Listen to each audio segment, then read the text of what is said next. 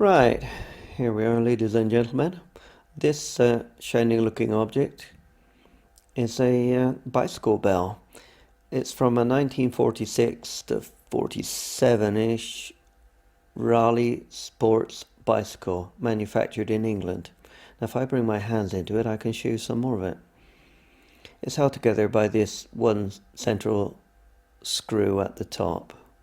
Okay, I'll turn it over so you can see the underside. Okay, this is the clamp which holds it onto the handlebars of the bicycle. The lower half of the clamp not here, but I'm sure you can understand perfectly well how that is.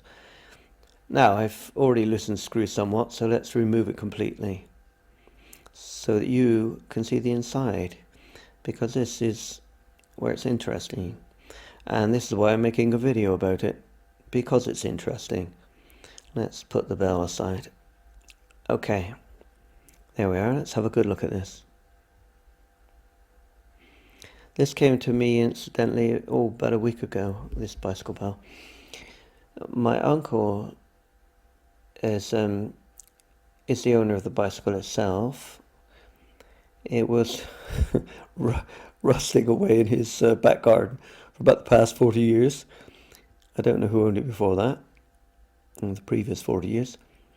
But anyway, he brought it to me, covered in rust, but as you see it's de-rusted now. So you are looking at the cleaned up version, and here it is. Now, it consists of about 4 separate parts. It's the basic frame and plate, the operating lever here, spring here, and the striker unit underneath, which obviously interacts with the bell, causing the ringing sound. So what I'm going to do first of all is to remove the spring so that we can get a better look at things. Hopefully this will come away easily without me making me look foolish. There you are. Lovely. Okay. Now the spring itself is actually worthy of mention. Look at that. That spring has been for almost 8 decades in this belt, under tension, and it's beautiful. It's perfect. Okay, a little bit of grime on it, but nothing else. It's retained its tension perfectly. I mean, it's just great. Yeah. Now, if that spring had been manufactured in recent years, it would probably be made of rubbish metal and have broken apart by now. But back in the 1940s, they really built things, and they built things out of metal instead of plastic, which is what's still with us today. Okay, that's my anti-plastic rant out of the way. Let's put the spring down. Now, here we are. Okay, now what you have here is this lever unit is one complete piece, including this interestingly shaped bowl over here. I'll point this out to you. Alright, see this area? Yeah. Interestingly shaped, and all for a very good reason.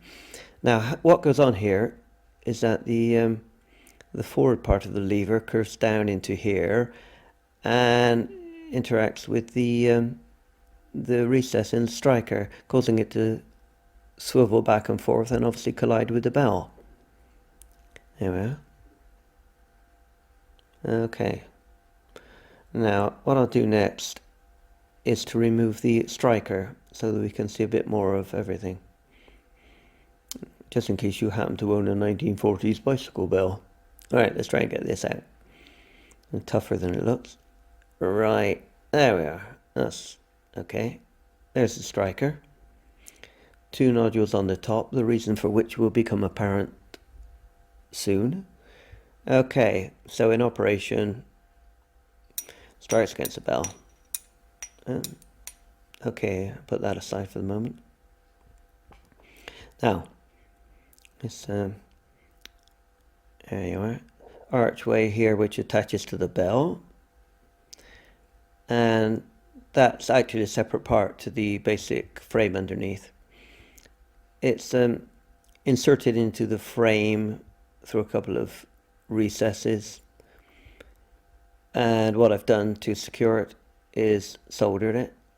It was originally pushed through, and the edges were sort of burred over.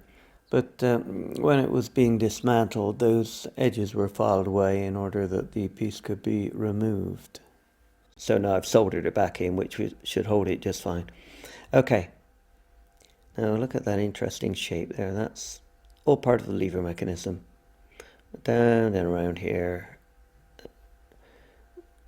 Okay, I'm going to show you the reason for all this in just a moment. Let's reattach the striker. Now this is mounted over the post here, through the hole in the striker, keeping the nodules on the striker uppermost. So let's fit that in, hopefully easier than it came out. Right, don't want to be doing this too often because it could harm the tension on it. So let's try and wangle that underneath here, if I can. Just, there we are. There we are, that goes in nicely now. Okay. Right. Now, this is what is really interesting to see. In its resting position, the lever is resting against the side of the archway. What it does, when you press it, this part of the lever interacts with these two nodules here, pushing it just far enough aside for this main part to come into the groove here and complete the movement across and back. Now, if this part did not exist, the lever would come across and just collide with the side of the striker and jam everything up, but this pushes it aside just enough for it to slide through neatly. And it's the same going back the other way. You have this other protrusion, okay, which pushes it back just enough, again, for the protrusion on the front to carry through. Now, in itself, this would be perfectly operational anyway, but of course it would be nice if you didn't have to keep waggling it back and forth, which is why they invented springs. So you take the spring and you hook it onto one side of the archway. There's a little prominence that it hooks over. It's not too difficult to get into position, a little bit tricky, so we'll put it underneath there and hook that one end of the spring onto there, as you see. Okay, and then the other end of the spring will be attached to the prominence on this side of the lever arm. So if I can grip that in the pliers, pull it over, there we are, onto the, so now the operating mechanism, as you see. Okay, what I'm going to do next will be to attach the bell. Right. But before I do that, I'd like to point out something underneath. You probably can't see this on camera, but it says Made in England by CJ, Adie and Nephew. Now, that's the manufacturer, CJ Adie. Charles Adie started the company in Birmingham in 1890, I believe. He subsequently passed away in 1918. No doubt the nephew carried on the good work, and subsequent generations beyond that, we presume. Okay. His memory lingers on because of this good work. So now I'm going to put the ringer back on, and we'll take a little break whilst I get things set up. So here we are back again, and as you see, I have now situated the bell mechanism into the vise for easier handling and hopefully better demonstration. So let's move in a bit closer for the best view. There we are. Now, as you will recall, all the components, striker, lever and spring. Let's give it a try. I'll move this quite slowly so you can see it in operation. Yeah. In actual use, it would more likely be like this. There we are. And once again, I draw your attention to this admirable spring here.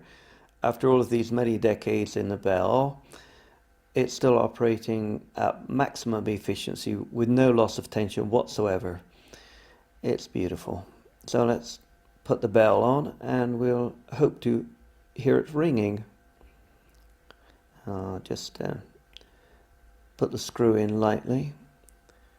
I'm not sure how well the microphone will pick up the sound of the bell, but we'll give it our best try. Let's hear the sound of a fine old bell.